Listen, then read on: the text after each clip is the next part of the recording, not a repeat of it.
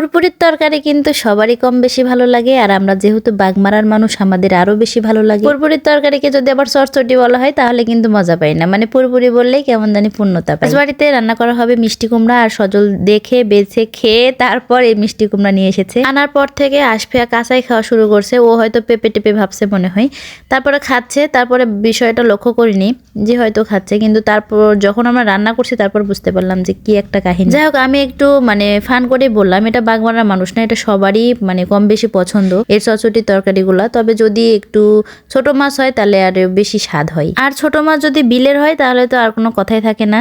এখনকার ছোট মাছ ম্যাক্সিমাম আপনার ধরেন ট্যাংরা, তারপর হচ্ছে পাবদা, পুঁটি, পুকুরে চাষ হচ্ছে, কিন্তু যদি বিলের হয় তাহলে তো আপনার কপাল মনে করেন খুলে গেল। আজকে আপনাদের সবচেয়ে অবাক করা একটা জিনিস দেখাবো। আমি জীবনের প্রথম এই মাছটা দেখেছি। আপনারা যদি এই মাছ কখনো খেয়ে থাকেন কিংবা এর নাম জানেন তাহলে অবশ্যই কমেন্ট বক্সে জানাবেন। আমি তো কখনোই দেখিনি, তবে আমার চাচি একটা নাম দিয়েছে, সেই নামটা আপনাদের শোনানো হবে একটু পরে, যদিও শোনার পর আপনারা সবাই হাসবেন।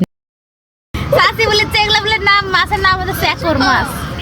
আসলে এই মাছের চেকর মাছ বলে কোনো মাছ আছে বলেন তো? আমার এটা নিয়ে অনেক হাসাহাসি করছি, কারণ আমি জানি না চাচি আদেও জেনে শুনে বলছে কিনা। চাচি আমার দেখার পর থেকে বলছে যে আমি এই মাছ কখনোই খাবো না, কারণ এই মাছ দেখেই তার নাকি পছন্দ হয়নি, কিন্তু খাওয়ার পরে বুঝতে পারছি মাছটা অনেক টেস্টি ছিল।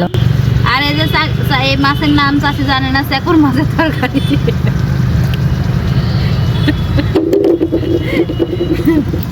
এই যে তরকারি ফাইনাল লুক।